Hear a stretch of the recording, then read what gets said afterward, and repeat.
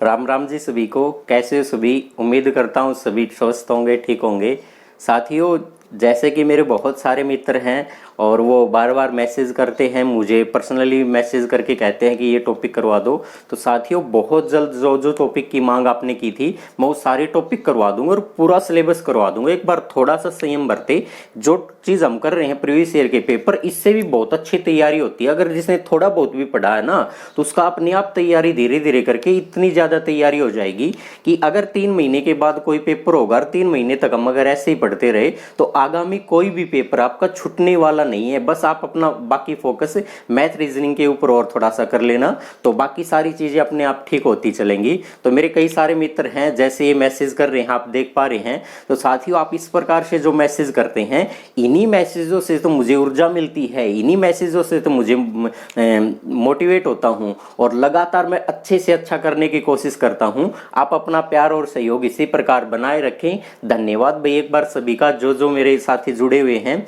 तो आज हम जो करेंगे वो 2019 के अंदर जितने भी पेपर हुए थे, लगभग एसएससी सीपीओ, एसएससी का सीपीओ जो है, सीजीएल का है, सीएचएसएल का है, एमटीएस का पेपर है, इन पेपरों से मैंने विभिन्न क्वेश्चन उतारे हैं और ये क्वेश्चन आपको मेरे पीडीएफ टेलीग्राम चैनल जो है उसमें मिल जाएंगे, जेके बाई मंजीत सिवाल।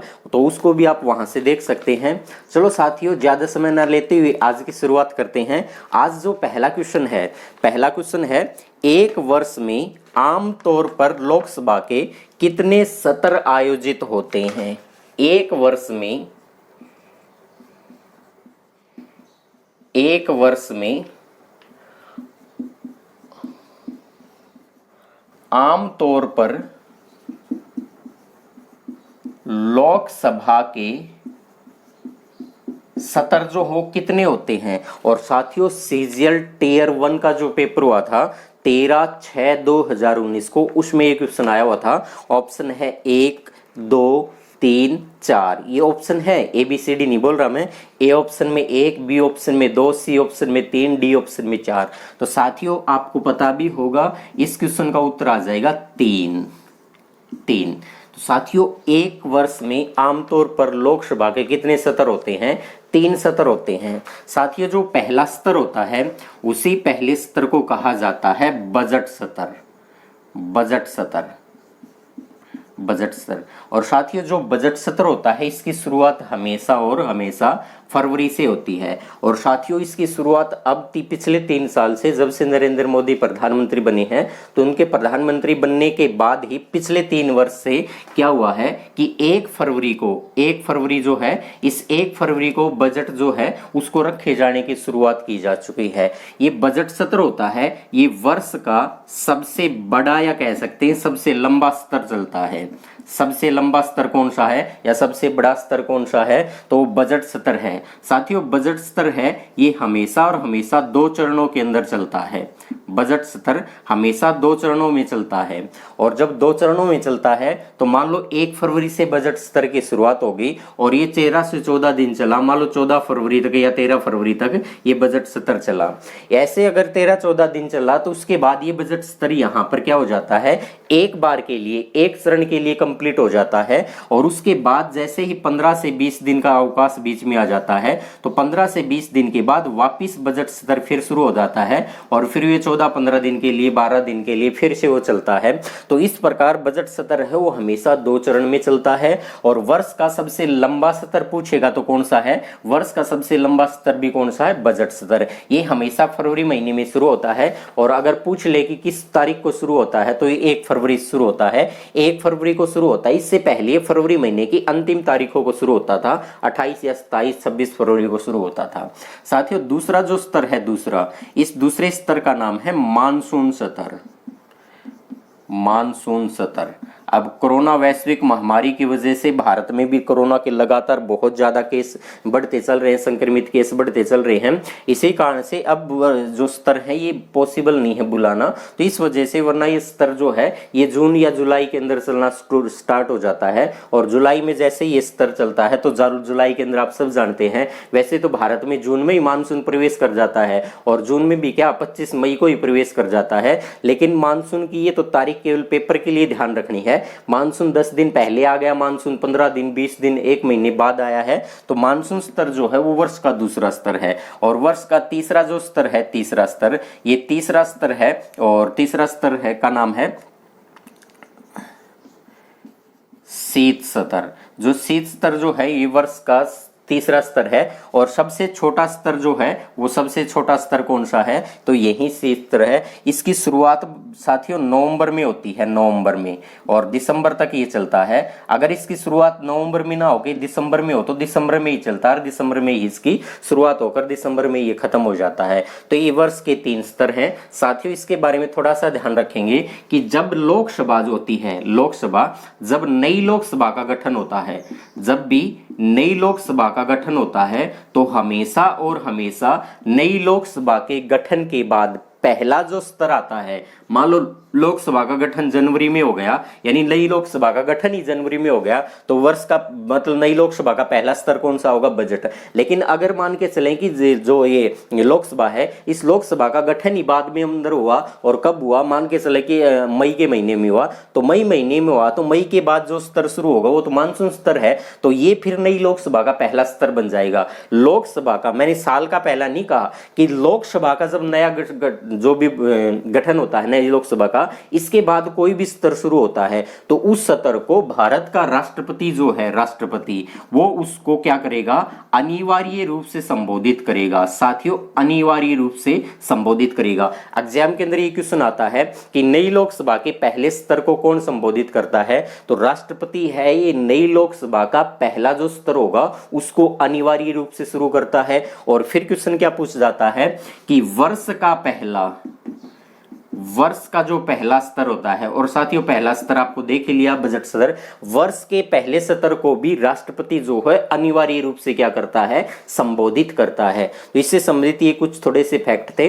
बढ़ते हैं अगले क्वेश्चन की तरफ। वैसे तो इनके बारे में हम बहुत सारी चीजें जान लेंगे, लेकिन अब इतना ही पढ़ लें वो काफी है, क्योंकि आगे फिर कभी पॉलिटिकल साइंस पढ़ेंगे तो उसमें भी बहुत सारे तथ्य आपके क्लियर हो जाएंगे। साथियों अगला क्वेश्चन क्या है, उत्तराखंड के उस दर्रे का नाम बताइए जिसका उपयोग तीर्थयात्री कैलाश मानसरोवर यात्रा के लिए करते हैं। साथियों सभी को उत्तर पता हो जाना चाहिए। उत्तराखंड का पूछा था इसने कि उत्तराखंड का दर्रा, उत्तराखंड का कौन सा है, उत्तराखंड का दर्रा, और उस उत्तराखंड के दर्रे में जिसमें यात्री जो हैं, यात्री वो मानसरोवर यात्रा के लिए जाते हैं। कैलाश जो मानसरोवर है, कैलाश मानसरोवर यात्रा में उसका प्रयोग करते हैं। तो कौन सा साथियों, तो आप सभी को पता होगा, वर्तमान में इसी को लेकर तो विवाद चल रहा था भारत का और नेपाल का। आपने सुना होगा 3-4 दिन पहले भी ये सारी चीजें अखबार में, न्यूज में लगातार चल रही थी। 2 दिन पहले तो घमासान उतरा था कि नेपाल की संसद ये करने जा रही है कि वो करने जा रही है। तो साथियों उसका नाम है लिपुलेख दर्रा। साथियों ये लिपुलेख दर्रा जो है ये भारत और जैसे तिब्बत है इसके मध्य स्थित है। और जब भारत ने जम्मू कश्मीर को नया केंद्र शासित प्रदेश के रूप में तोड़ दिया था 2 भागों में, और जैसे ही तोड़ के भारत ने नया नक्शा जारी किया, तो भारत ने नए नक्शे के अंदर कोई उलटफेर नहीं किया, केवल जो नक्शा था वहीं अंदर से उसने चेंज किया था। क्योंकि जम्मू कश्मीर की बाउंड्री जो थी अंदर से काट के उसको लद्दाख के रूप में कर दिया था, बाहर तो उसने कहीं एक्सटेंड नहीं किया था उसको। तो ऐसी स्थिति के अंदर नेपाल के द्वारा कहा गया कि आपने तो भारत का नया नक्शा जारी किया है, उसमें आपने नेपाल का कुछ क्षेत्र को शामिल कर दिया। तो नेपाल ने भी अपना एक नया नक्शा जारी कर दिया, और नेपाल ने जो नया नक्शा जारी किया था उसमें काला पानी, लिपुलेख और लिम्पियादुर्रा जो है इसको अपने नक्शे के अंदर दर्शा दिया, जो कि भारत का हिस्सा था और भारत का हिस्सा है वो। तो इसको लेकर भी जल्दी वीडियो लेकर आएंगे। और कैलाश मानसरोवर जो है इसके लिए जाने के लिए भारत के पास 3 रास्ते होते थे, और इन 3 रास्तों में एक तो नाम आ गया लिपुलेख दर्रा जो उत्तराखंड में है, एक सिक्किम के अंदर दर्रा है, एक सिक्किम के अंदर दर्रा है, और सिक्किम के अंदर दर्रे का नाम है नाथुल्ला दर्रा। जो ये नाथुल्ला दर्रा है साथियों, इस नाथुल्ले दर्रे से होकर भी सिक्किम, जिस प्रकार से ये नाथुल्ला, मैं यहाँ से नेपाल और ये सिक्किम बना दिया, और इधर से अरुणाचल प्रदेश, ये भारत का नीचे मैप आ गया। तो साथियों ये जो सिक्किम है, इसी सिक्किम के अंदर यहाँ से जो दर्रा जाता है उसी दर्रे का नाम क्या है, नाथुल्ला दर्रा। और इसी नाथुल्ले दर्रे से बढ़ते हुए यहाँ पर मानसरोवर जो है वहां पहुंच जाते हैं। तो कैलाश मानसरोवर इंदौर के लिए मान लो कोई यात्री यहाँ से जा रहे हैं तो उन्हें इस प्रकार से जाना पड़ता। देखो कितना लंबा रूट है। और यही नेपाल के साथ भारत का एक राज्य है जिसका नाम है उत्तराखंड। उसी उत्तराखंड में इस दर्रे का नाम है लिपुलेख दर्रा। अब यात्रियों को सीधा अगर यहाँ जाना पड़े तो देखो कितना तो डिस्टेंस ये बच जाएगा। और ऐसी स्थिति के अंदर जब भारत ने यहाँ से भेजने की कोशिश की तो भारत का जो पिथौरागढ़ जिला है उत्तराखंड के अंदर, उस उत्तराखंड के पिथौरागढ़ तक तो भारत ने सड़क बना रखी थी। भारत ने केवल उससे आगे सड़क बना दी। बहुत जल्द मैं इसके ऊपर वीडियो लेके आऊंगा, ज्यादा चर्चा नहीं कर रहे।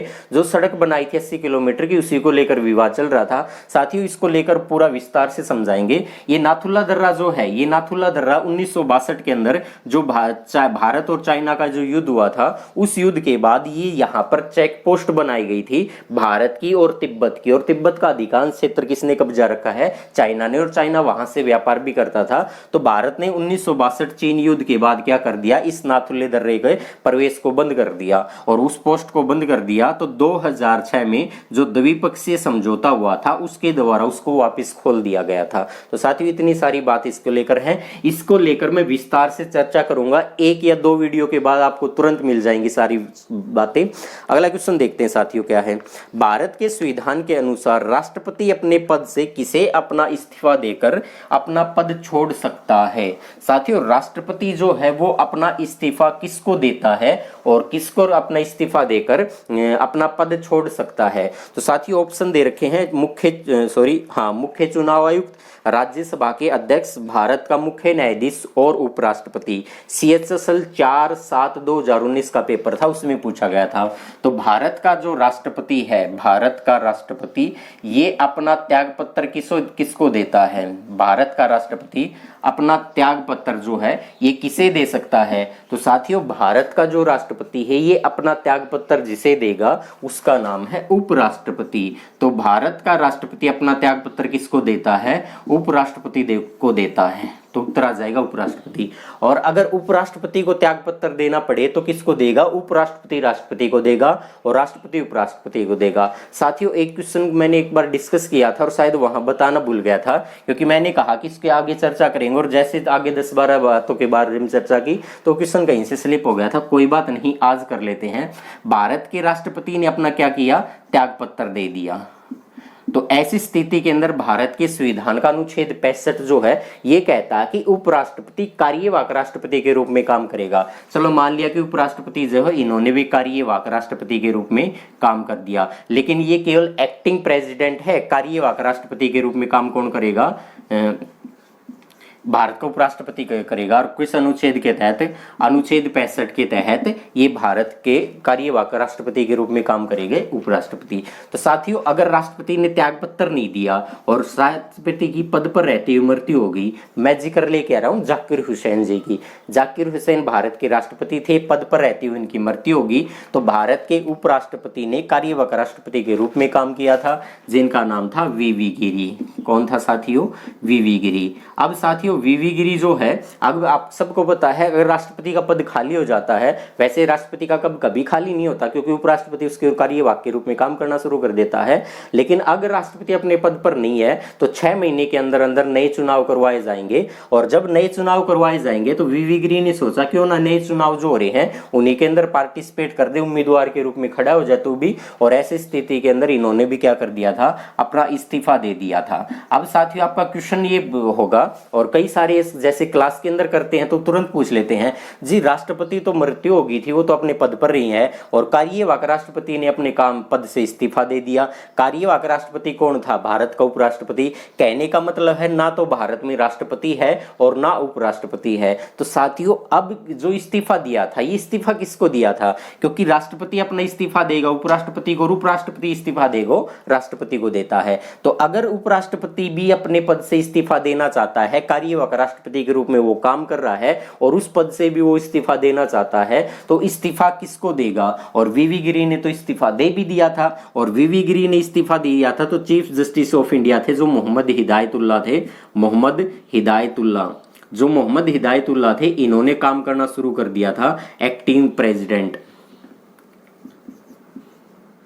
मोहम्मद हिदायतुल्लाह जो हैं इन्होंने कार्यवाहक राष्ट्रपति के रूप में काम करना शुरू कर दिया था। लेकिन साथियों ये इस्तीफा वीवी गिरी ने किसको दिया था? साथियों वीवी गिरी ने जो इस्तीफा दिया था, आपको इस क्वेश्चन का उत्तर किस प्रकार से लेना है। वीवी गिरी ने जो इस्तीफा दिया था वो संबोधन तो किया था भारत के राष्ट्रपति को, संबोधन किसके नाम से किया था? राष्ट्रपति के नाम से संबोधन करते हुए, क्योंकि ये तो उपराष्ट्रपति थे और या कार्यवाहक उपराष्ट्रपति के रूप में काम कर रहे थे, तो इन्होंने अपना संबोधन राष्ट्रपति के नाम से सचिवालय को सौंपा था।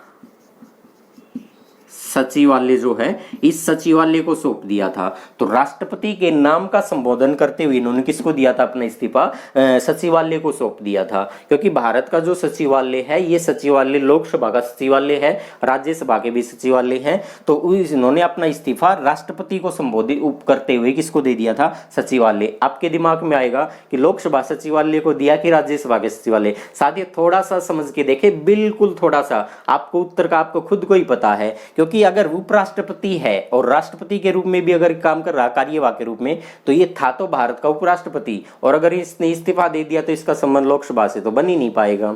उम्मीद करता हूं बात समझ में आ गई होगी। अगला क्वेश्चन देखते हैं साथियों क्या है, और अगला क्वेश्चन जबरदस्त क्वेश्चन है क्योंकि इससे संबंधित कुछ एक फैक्ट और भी आपको नहीं मिलेंगे। क्वेश्चन है, किसी राज्य में पंचायत के चुनाव को आयोजित कौन करवाता है? ओहो हो, MTS 19/8/2019 के पेपर में ये सवाल आया था। किसी राज्य में पंचायत, यानी किसी भी राज्य में पंचायत चुनाव को कौन करवाता है? साथियों क्वेश्चन बड़ा जबरदस्त है क्योंकि अधिकांश मित्र इसका उत्तर कुछ मान लेंगे। और क्या ऑप्शन दे रखे हैं? भारतीय निर्वाचन आयोग, दूसरा ऑप्शन दे रखा था संयुक्त लोक सेवा आयोग, तीसरा ऑप्शन दे दिया राज्य चुनाव आयोग, चौथा ऑप्शन दे दिया ग्राम सभा। तो साथियों राज्य के अंदर पंचायत के चुनाव कौन करवाता है, अभी आपको क्लियर हो जाएगा। साथियों भारतीय संविधान जो है इसके अंदर एक 73वां संविधान संशोधन हुआ था। 73वां संविधान संशोधन जो हुआ था ये 1992 के नाम से संसद में रखा गया था। 1993 में ये हमारी संसद ने पारित कर दिया। 20 अप्रैल को भारत के राष्ट्रपति ने क्या किया था? 20 अप्रैल 1993 को राष्ट्रपति ने इसके ऊपर हस्ताक्षर कर दिए थे।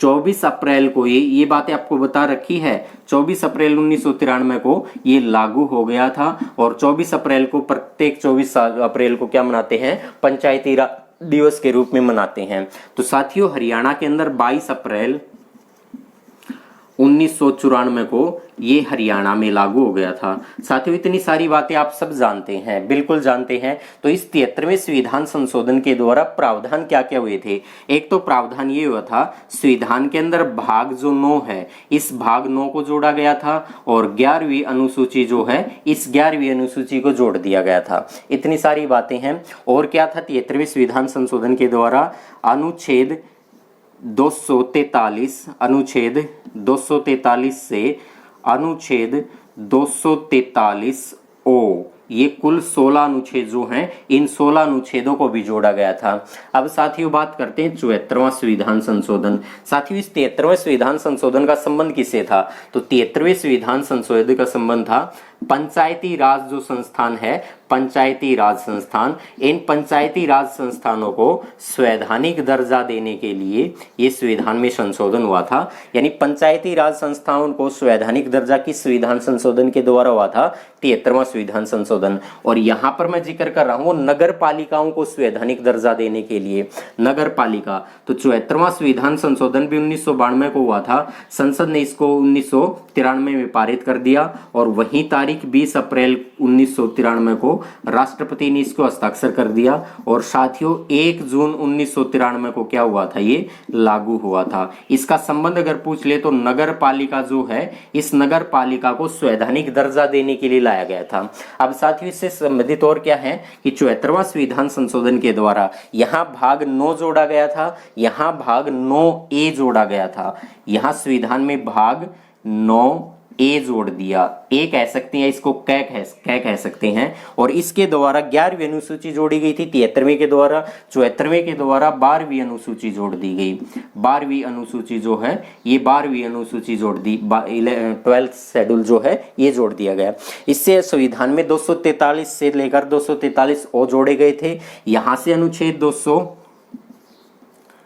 43, ओ के बाद पी, इस पी से लेकर 243 जेड जी। साथियों पी से लेकर जेड और जेड से जेड ए जेड बी करके जेड जी तक, यानी टोटल 18 अनुच्छेद जुड़े थे। तो साथियों ये अनुच्छेद जोड़े गए थे। इन्हीं अनुच्छेदों के अंदर एक अनुच्छेद आता है यहाँ पर, अनुच्छेद 243 से अनुच्छेद 243 ओ, इन्हीं के बीच एक अनुच्छेद आता है अनुच्छेद 243 के। अनुच्छेद 243 जो कि है, इस अनुच्छेद 243 में किस बात का उल्लेख है? जिस बात का उल्लेख है वहीं इस क्वेश्चन का उत्तर हो जाएगा। और क्या होगा उसके ऊपर बाद में चलते हैं। अनुच्छेद 243 कहते हैं कि राज्य जो है, राज्य, इस राज्य का निर्वाचन आयोग होगा, राज्य का निर्वाचन आयोग। और इस राज्य का निर्वाचन आयोग जो होगा, इस राज्य निर्वाचन आयोग का काम क्या है? इस राज्य निर्वाचन आयोग के साथियों दो काम है।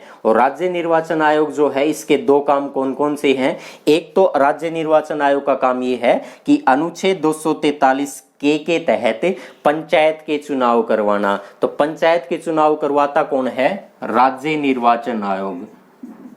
राज्य निर्वाचन आयोग जो है, ये राज्य निर्वाचन आयोग पंचायत के चुनाव करवाता है। अगर साथियों यहां से ये पूछ ले कि राज्य निर्वाचन आयोग क्या ये नगर पालिकाओं के चुनाव भी करवाता है, तो राज्य का निर्वाचन आयोग ही किसका काम चुनाव करवाता है? नगर पालिका। और यही राज्य का निर्वाचन आयोग किसका चुनाव करवाता है? अनुच्छेद 243 के तहत चुनाव करवाता है राज्य निर्वाचन आयोग, पंचायत के चुनाव का करवाता है। और यही राज्य चुनाव आयोग जो है, निर्वाचन आयोग है, ये नगर पालिकाओं का चुनाव भी करवाता है। और कौन से अनुच्छेद के तहत करवाता है? तो साथियों ध्यान रखेंगे, अनुच्छेद 243 जेड ए, अनुच्छेद 243 जेड ए के तहत नगर पालिकाओं के चुनाव कौन करवाता है?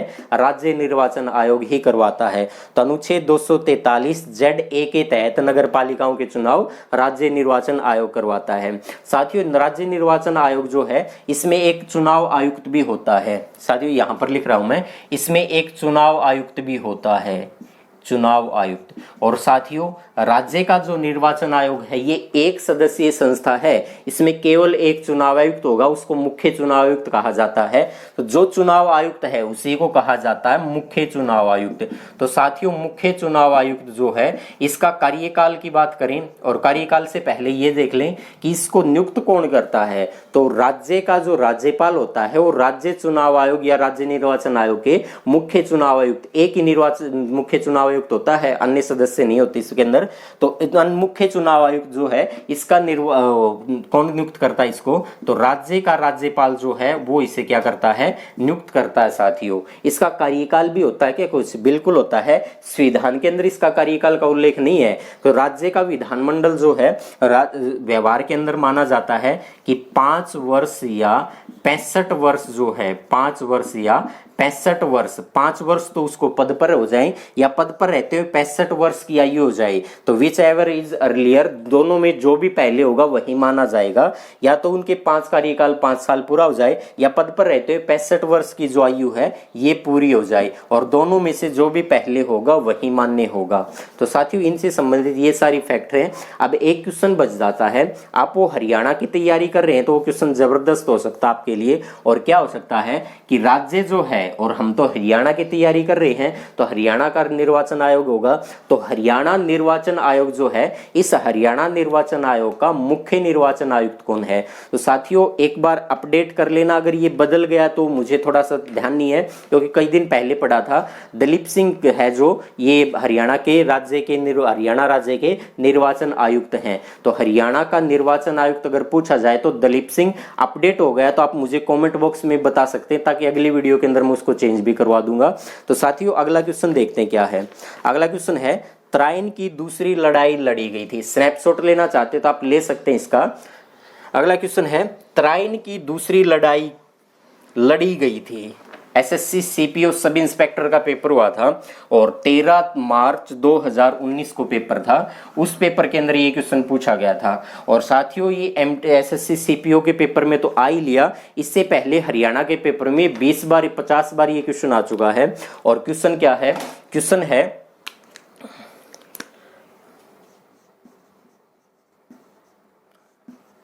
तराइन का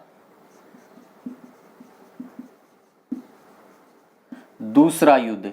तो साथियों तराइन का दूसरा युद्ध जो है ये कब हुआ था? साथियों ऑप्शन के अंदर मैं बात करूं तो 1345, 1294 और 1079 और 1192। तो साथियों इस क्वेश्चन का उत्तर जो आएगा ये 1192 आ जाएगा। तराइन का जो युद्ध हुआ था 1192 में हुआ था। साथियों तराइन के 3 युद्ध हैं जिसमें से 2 युद्ध इंपॉर्टेंट है और ये सबसे इंपॉर्टेंट है और भारतीय इतिहास के अंदर युद्धों में से सबसे ज्यादा लोकप्रिय भी इसी को बताया गया है, सबसे ज्यादा इसी को माना गया है, क्योंकि ये युद्ध जो था इस युद्ध ने दशा और दिशा दोनों बदल दी थी। और किस प्रकार से बदल दी थी साथियों बात करते हैं। तराइन का दूसरा युद्ध किस किस के बीच हुआ था? तो तराइन का दूसरा युद्ध हुआ था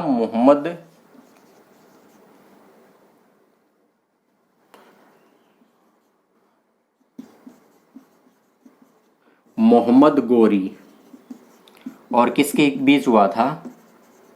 पृथ्वीराज चौहान के मध्य में था। साथियों जो ये पृथ्वीराज चौहान था ये पृथ्वीराज तीसरा था, यानी पृथ्वीराज चौहान के बीच हुआ था। साथियों मोहम्मद गोरी के बारे में एक बात जान लेंगे। पहले तो इसका उत्तर ये मान ले कि तराइन का दूसरा युद्ध हुआ था 1192 में। इस 1192 के युद्ध में मोहम्मद गोरी जीत गया था और पृथ्वीराज चौहान हार गया था। साथियों एक बार छोटी सी बात करते हैं। मोहम्मद गोरी जो था ये संस बनी वंश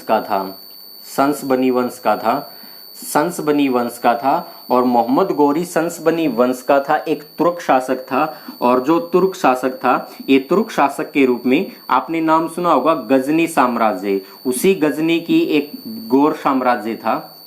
गजनी में एक गौर जगह थी, छोटा सा साम्राज्य था, यानी गजनी साम्राज्य के अधीन एक छोटा सा साम्राज्य था जिसका नाम था गौर, और यानी कह सकते हैं ये गौर प्रांत था। इसी गौर प्रांत को संभाल रहा था, शासन कर रहा था संस बनी तुर्क जिसका नाम था मोहम्मद गोरी। इस मोहम्मद गोरी ने अपने पिता की मृत्यु के बाद ये कसम खाई थी कि वो भारत पर आक्रमण करेगा, और आक्रमण करेगा तो उसके केवल 2 ही नजर आ रहे थे, क्योंकि मोहम्मद गजनबी जो था, उस गजनबी ने भी अपने पिता की मृत्यु के बाद ये कहा था कि मैं भारत पर प्रत्येक साल आक्रमण करूंगा, हर साल भारत पर एक आक्रमण करूंगा। और सेम स्थिति रही थी मोहम्मद गोरी ने। इसी मोहम्मद गोरी ने क्या किया था कि भारत के ऊपर 16 बार आक्रमण किए थे। आप कहेंगे यार ये सारी चीजें तो हमने गजनबी के टाइम में पढ़ रखी हैं कि गजनबी ने 17 बार आक्रमण किए थे। बिल्कुल किए थे साथियों।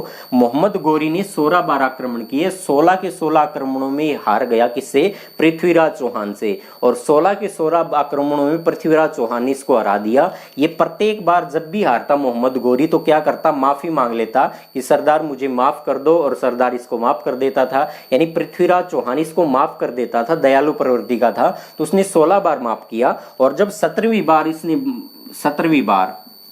17वीं बार जब आक्रमण किया तो 17वीं बार 1191 में आक्रमण किया था। 17वीं बार जब 1191 में आक्रमण किया तो उस आक्रमण को नाम दिया गया तराइन का प्रथम युद्ध। तराइन का जो है ये प्रथम युद्ध नाम दिया गया, तराइन का प्रथम युद्ध। तो तराइन का प्रथम युद्ध किस किस के बीच में हुआ था? तराइन का प्रथम युद्ध हुआ था मोहम्मद गोरी और पृथ्वीराज चौहान के बीच। इस 1991 के युद्ध में पृथ्वीराज चौहान जीत गया था और मोहम्मद गोरी हार गया। मोहम्मद गोरी की वही प्रवृत्ति फिर से रही कि मोहम्मद गोरी 17वीं बार भी हार गया, और मोहम्मद गोरी जो तराइन के युद्ध में हारा था पृथ्वीराज चौहान से, उसने पृथ्वीराज चौहान के सामने फिर से गड़गड़ाना शुरू कर दिया, माफी मांगनी शुरू कर दी, और पृथ्वीराज चौहान ने उसको एक बार और माफ कर दिया। और जब एक बार और माफ कर दिया तो तराइन के युद्ध के बाद मोहम्मद गोरी वापिस भाग के आ गया था। कहाँ? गजनी आ गया। और जब गजनी वापिस आया तो गजनी आने के बाद पृथ्वीराज चौहान है इसका ध्यान हट गया था, और इसका ध्यान हट गया क्योंकि गोरी क्या था? गोरी वापिस जा लिया था गजनी। और जैसे ही ध्यान हटा तो आप सब एक बात से जानते हैं कि सावधानी हटी दुर्घटना घटी। सेम स्थिति इसके साथ हो गई थी। पृथ्वीराज चौहान ने सोचा कि तराइन के युद्ध में हारने के बाद गोरी तो गजनी चला गया, अब इसका ध्यान यहाँ से हट गया। और कन्नौज के अंदर एक राजकुमारी थी जिस राजकुमारी का नाम था जयचंद की पुत्री जो थी संयोगिता, और इसका ध्यान संयोगिता के ऊपर आ गया। संयोगिता से प्यार करने लगा और वहीं पे प्यार की नैया इसको ले डूबी थी पृथ्वीराज चौहान को। अगले ही साल 1192 में, अगले ही साल 1192 में मोहम्मद गोरी ने वापिस हमला कर दिया दिया, आक्रमण कर दिया पृथ्वीराज चौहान से, और इस युद्ध के अंदर पृथ्वीराज चौहान है वो हार गया था। कारण क्या था? कारण वही था कि सावधानी हटी, दुर्घटना घटी। तो ऐसी स्थिति के अंदर पृथ्वीराज चौहान हार गया था और पृथ्वीराज चौहान को इसने बंदी बना लिया। कुछ इतिहासकार मानते हैं कि पृथ्वीराज चौहान की हत्या कर दी थी, लेकिन पृथ्वीराज चौहान जो है इसका दरबारी लेखक था। पृथ्वीराज चौहान का दरबारी लेखक था और दरबारी लेखक के साथ इसका परम मित्र भी था जिसका नाम था चंद्रबरदाई। चंद्रबरदाई, तो चंद्रबरदाई था वो पृथ्वीराज चौहान के दरबार का लेखक भी रहा था, इसका मित्र भी रहा था। पृथ्वीराज चंद्रबरदाई के द्वारा पृथ्वीराज रासो लिखा गया था। पृथ्वीराज रासो लिखा गया था। विस्तार से चर्चा करेंगे इस पृथ्वीराज रासो के अंदर किस किस बात का उल्लेख चंद्रबरदाई ने बनाया और पृथ्वीराज के बारे में क्या क्या कहा गया। साथियों, एक पृथ्वीराज चौहान के बारे में तीसरा युद्ध और मानते हैं। हालांकि पृथ्वीराज चौहान तो मर गया था इसके बाद, इसके तुरंत बाद मरा था, या पृथ्वीराज चौहान को इस मोहम्मद गोरी ने तुरंत मार दिया था, या फिर चंद्रबरदाई के पृथ्वीराज रासो की बात करें तो 1 साल के बाद मार दिया था। उसको हम हिस्ट्री पढ़ेंगे तब बात कर लेंगे और जल्दी पढ़ने वाले इसको भी। तीसरा जो युद्ध हुआ था, तीसरा युद्ध तराइन का हुआ था। ये तीसरा युद्ध 1215 में हुआ था। हालांकि बड़ा युद्ध नहीं था, मुठभेड़ सी थी। और किस किस के बीच हुआ था? इल्तुतमिश और यल्दोज। इल्तुतमिश और है यल्दोज, इसके बीच में हुआ था। इल्तुतमिश और यल्दोजा के बीच हुआ था। और इस युद्ध के अंदर आपने सब बताया है, इल्तुतमिश वहां का शासक बन गया था कुतुबुद्दीन ऐबक की मृत्यु के बाद। कुछ समय के लिए आराम सर जरूर गद्दी पर बैठा था, लेकिन उसके बाद इल्तुतमिश ही वहां का शासक बन गया था। तो साथियों, ये सारे फैक्ट इसको लेकर थे। और क्वेश्चन भी बहुत सारे बन सकते हैं, लेकिन अभी इतने ही करेंगे। अगला क्वेश्चन हम देखते हैं क्या है। अगला क्वेश्चन है, भारतीय संविधान की कौन सी अनुसूची? साथियों, क्वेश्चन थोड़ा सा चर्चा में है, और चर्चा में है तो मैं आपको थोड़ा सा बताऊंगा उसके बारे में। भारतीय संविधान की कौन सी अनुसूची? भारतीय संविधान की, यानी भारतीय संविधान की कौन सी अनुसूची? कौन सी भारतीय संविधान की कौन सी अनुसूची दल बदल? कौन सी अनुसूची दल बदल के आधार पर निर्वाचित सदस्यों की अयोग्यता को, दल बदल के आधार पर अयोग्यता से संबंधित है? साथियों, ऑप्शन दे रखे हैं। पेपर कौन सा हुआ था? ये पेपर था एसएससी सीपीओ सब इंस्पेक्टर का पेपर था, 13 मार्च 2019, उसमें आया है ये क्वेश्चन। और 10वीं अनुसूची, 12वीं अनुसूची, 9वीं अनुसूची, 11वीं अनुसूची। तो मित्रों, इस क्वेश्चन का उत्तर आ जाएगा 10वीं जो शेड्यूल है, 10वीं अनुसूची है, वो इस क्वेश्चन का उत्तर आ जाएगा। साथियों, इसके बारे में थोड़ी सी बात करेंगे हम कि जब भारत का संविधान बना था, भारत के संविधान का निर्माण हो रहा था, हमारे संविधान सभा के सदस्य जब संविधान को बना रहे थे तो उनके किसी के मन में ये बात नहीं थी कि दल बदल भी कभी भारत के आगे आड़े आ जाएगा। तो दल बदल जो था, इसको भारतीय संविधान का निर्माण कर रहे थे जिन लोगों ने, उसने इनके ऊपर कोई भी बात को ध्यान में ही नहीं लेके आए थे कि दल बदल भी कभी आगे जाके भविष्य के अंदर ये हमें प्रॉब्लम क्रिएट कर सकता है। तो दल बदल जो था, इसके बारे में मूल संविधान में कभी कोई उल्लेख नहीं किया गया। पहली बार राजीव गांधी जी की सरकार थी और राजीव गांधी की सरकार के द्वारा 52वां संविधान संशोधन हुआ था। 52वां संविधान संशोधन हुआ था 1985 में। इस 1985 के द्वारा पहले तो 10वीं अनुसूची जोड़ी गई और प्रावधान किया गया कि अगर कोई दल बदल करता है तो ऐसी स्थिति के अंदर उसको दल बदल कोई कर लेता है, दूसरा दल बदल लेता है, तो ऐसी स्थिति में उसको अयोग्य घोषित कर दिया जाएगा, उसकी सदस्यता जो समाप्त की जा सकती है।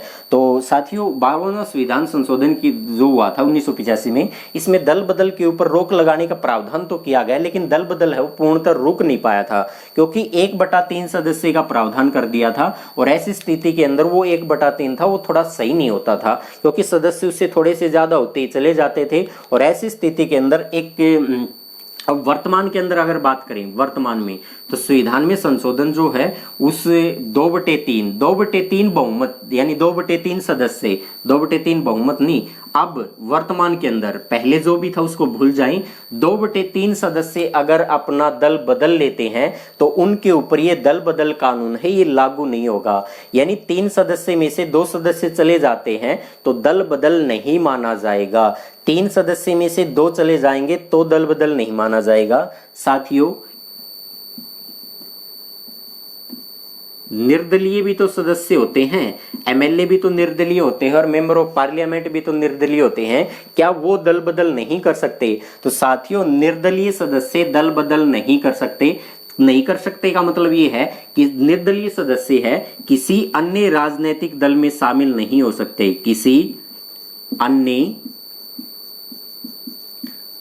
राजनीतिक दल में शामिल नहीं हो सकते।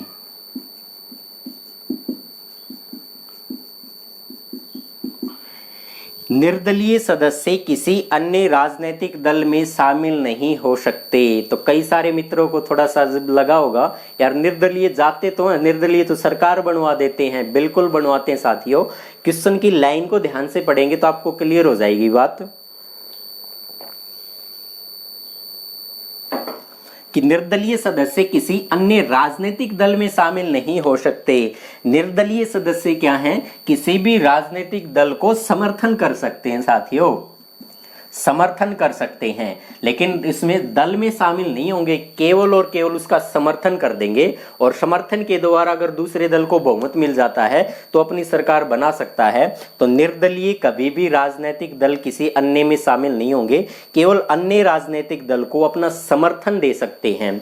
दूसरी बात यह है कि हाल फिलहाल के, और आपने एक और बात जान ली होगी कि 91वां संविधान संशोधन जो है, इस 91वें संविधान संशोधन 2003 के द्वारा लोकसभा के अंदर जितने भी सदस्य होंगे उनका 15% क्या हो सकता है, मंत्रिपरिषद को बनाया जा सकता है। और इसी 91वें संविधान संशोधन के द्वारा कुछ संशोधन हुआ था, जो दल बदल के कानून जो है इनमें संशोधन हुआ था। साथियों, दल बदल का जो कानून है ये वर्तमान के अंदर आपने नाम सुना होगा, मणिपुर जो राज्य है, इस मणिपुर राज्य को लेकर मणिपुर हाईकोर्ट जो इम्फाल हाईकोर्ट है, इसने एक ऑर्डर जारी किया था। और ऑर्डर जारी करते हुए न्यायपालिका ने बखूब बहुत सुंदर ऑर्डर लगा था मुझे तो। और जैसे ही मैंने उन बातों को यहाँ पर पढ़ा था तो समझ में आया यार, अगर न्यायपालिका इसी प्रकार से अपना काम करती रही तो भारत के राजनीतिक दल अपनी मनमानी कभी भी नहीं कर सकते। साथियों, ये हरियाणा में भी हो चुका, हरियाणा के पड़ोसी राज्यों में हो चुका और भारत के बहुत सारे राज्यों में हो चुका कि कोई साथ ऐसे थे जो दल बदल कर लेते थे और दल बदल करने के बाद विधानसभा का जो अध्यक्ष होता था, हमारे यहाँ पर हरियाणा लगा लो, राजस्थान, उत्तर प्रदेश, कहीं भी मध्य प्रदेश कहीं लगा लो, महाराष्ट्र लगा लो, तो विधानसभा का जो अध्यक्ष होता था वो उसके ऊपर एक्शन लेता था। और महासभा विधानसभा का अध्यक्ष 1 साल 2 साल 3 साल 5 साल उसके ऊपर कोई अमल ही नहीं करता था। विधानसभा का कार्यकाल खत्म हो जाता था लेकिन उस सदस्यता के ऊपर कोई आंच नहीं आती थी।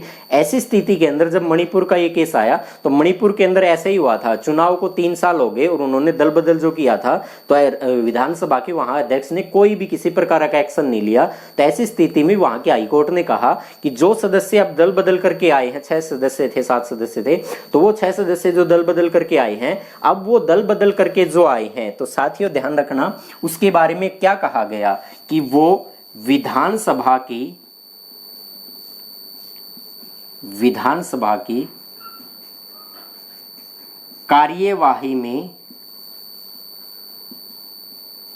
भाग नहीं लेंगे, कार्यवाही में भाग नहीं लेंगे। साथियों, डायरेक्ट तो नहीं कहा लेकिन इनडायरेक्ट ये लग रहा है कि अगर वो संसद की विधानसभा की कार्यवाही में भाग नहीं लेंगे इसका मतलब उनकी सदस्यता खत्म कर दी गई है। लग तो यही रहा है क्योंकि भाग नहीं लेगा ये हाईकोर्ट ने कह दिया है। इससे पहले भी सुप्रीम कोर्ट ने भी थोड़ा सा अपना बयान जारी किया था, उसको टाइम ज्यादा हो चुका।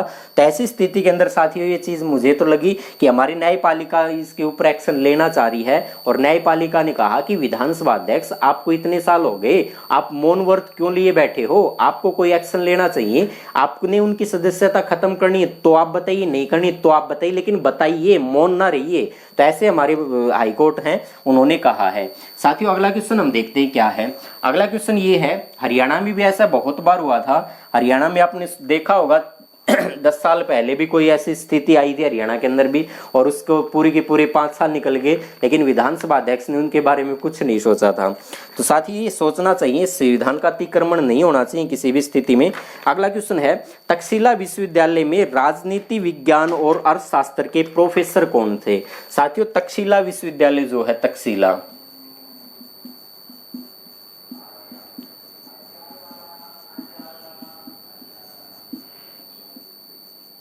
तक्षशिला विश्वविद्यालय कि राजनीतिक विज्ञान और अर्थशास्त्र के प्रोफेसर थे।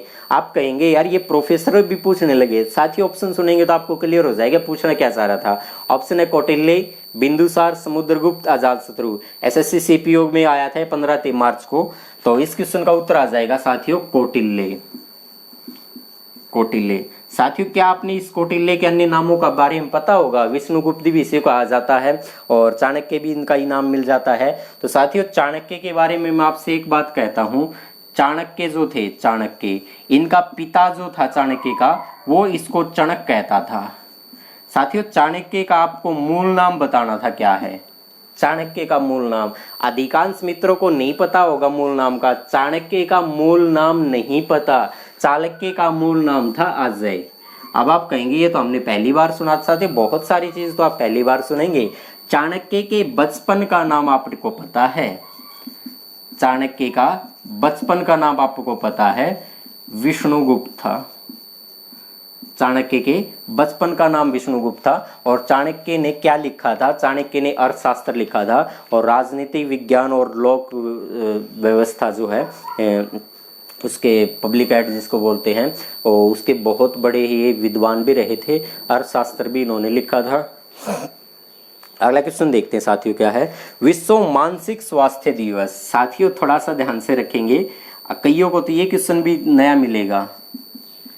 विश्व मानसिक स्वास्थ्य दिवस साथियों कब मनाया जाता है ये पूछा गया था। अगर मैं यहाँ से मानसिक को एक बार यहाँ से हटा दूं तो विश्व स्वास्थ्य दिवस सब बता देंगे 7 अप्रैल। लेकिन विश्व मानसिक स्वास्थ्य दिवस कब मनाया जाता है? ऑप्शन है 10 नवंबर, 10 अक्टूबर, 10 मार्च, 10 अप्रैल। सीपीओ के पेपर में आया था। तो साथियों इस क्वेश्चन का उत्तर आ जाएगा 10 अक्टूबर। अगला क्वेश्चन देखते हैं साथियों क्या है। अगला क्वेश्चन है भाई गहीरामाथ अभ्यारण्य ओडिशा में है। साथियों आपको ये बस ये उत्तर तो यहाँ एक और मिल गया कि गहीरामाथ अभ्यारण्य कहाँ पर है? उड़ीसा में है। उड़ीसा में है। किसके लिए एकमात्र अभ्यारण्य है? किसके लिए एकमात्र अभ्यारण्य है? तो ऑप्शन दे रखा हाथी, कछुए, मगरमच्छ, हिरण। सीएचएसएल के पेपर में आया था। तो साथियों इस क्वेश्चन का उत्तर आ जाएगा कछुए। ये कछुए के लिए क्या है? एकमात्र अभ्यारण्य है जिसका नाम है गहीरामाथ अभ्यारण्य। ओडिशा का एकमात्र है, भारत का एकमात्र नहीं कहा इसने। ओडिशा के अंदर और भी आपने नाम सुने होंगे। आपने सिमलीपाल अभ्यारण्य का नाम सुना होगा। सिमलीपाल कहाँ है? वो भी यहीं पर है। चिल्का अभ्यारण्य भी यहीं पर है। अगला क्वेश्चन है किस नदी को नर्मदा के दासी के रूप में जाना जाता है? सीएचएसएल के पेपर में आया था साथियों क्वेश्चन। किस नदी को नर्मदा के दासी के रूप में जाना जाता है? ऑप्शन है माही नदी, साबरमती नदी, लूनी नदी और ताप्ती नदी। साथियों इस क्वेश्चन का उत्तर आ जाएगा ताप्ती नदी। ताप्ती नदी। साथियों ये ताप्ती नदी का उद्गम अगर पूछ लिया जाए तो उद्गम होता है इसका सतपुड़ा जो पर्वत है, इससे इसका उद्गम होता है। और ये खंबात की खाड़ी में गुजरात से बहती हुई मध्य प्रदेश से और गुजरात से होते हुए ये कहाँ गिर जाती है? खंबात की खाड़ी में गिर जाती है। नर्मदा नदी के बारे में भी आपको पता होगा कि मध्य प्रदेश में अमरकंटक जो है उस अमरकंटक की पहाड़ियों से निकलती है और मध्य प्रदेश गुजरात से होती है, ये भी खंबात की खाड़ी में गिर जाती है। साथियों दोनों की दोनों नदी कहाँ गिरती हैं? खंबात की खाड़ी में गिरती हैं। और साथियों खंबात की खाड़ी भारत का जो है इस प्रकार से है, ये वाली खाड़ी जो है इसी को कहा जाता है खंबात की खाड़ी। साथियों खंबात की खाड़ी में जो भी नदियां गिरेंगी या इधर पड़ता है अरब सागर, अरब सागर में गिरने वाली सारी नदी क्या बनाएंगी? एस्चुरी का निर्माण करेंगी। तो साथियों ये दोनों नदियां जो है एस्चुरी का निर्माण करती है। बंगाल की खाड़ी में जो भी नदियां गिरती है वो डेल्टा का निर्माण करती है। और क्या हो सकता है इनके बारे में? और साथियों ये हो सकता है कि आपने नाम सुना होगा नर्मदा को लेकर अब क्वेश्चन पूछे जाते हैं। और क्या क्वेश्चन पूछे जाते हैं कि वर्तमान के अंदर जैसे 1961 में पंडित नेहरू ने क्या किया था? सरदार सरोवर जो बांध था, सरदार सरोवर बांध था, इस बांध की नींव रखी थी। और प्रधानमंत्री वर्तमान में नरेंद्र मोदी ने क्या किया था? इस नरेंद्र मोदी ने इसका उद्घाटन किया था। तो इनॉग्रेट के लिए पूछा जाए उद्घाटन तो नरेंद्र मोदी ने किया था, लेकिन उसकी नींव किसके द्वारा डाली गई थी 1961 में, किसके द्वारा, पंडित नेहरू। सरदार सरोवर बांध किस नदी पर है, तो नर्मदा नदी पर आ जाएगा। तो साथियों ये इस क्वेश्चन से संबंधित कुछ एक फैक्ट थे। अन्य बहुत सारी बातें हो सकती थी। 1985 के अंदर ही मेधा पाटकर का नाम सुना होगा आपने, तो उन्होंने नर्मदा बचाओ आंदोलन जो उसकी भी शुरुआत की गई थी। नर्मदा नदी पढ़ेंगे तब आपको इसके बारे में सारे देख लें। मध्य प्रदेश की जीवन रेखा भी नर्मदा नदी को कहा जाता है। बाकी सारी बातें करेंगे जब उस नदी को पढ़ेंगे। साथियों एक क्वेश्चन है, मैं उसको यहां लिख रहा हूं, थोड़ा सा ध्यान रखेंगे। सिल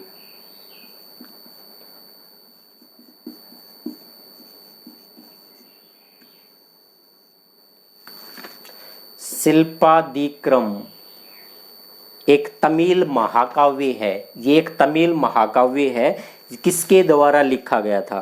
तो साथियों उम्मीद करता हूं आपको ये नया ही मिला होगा, मैं इसका उत्तर ही बता देता हूं। इसका उत्तर है लेंदो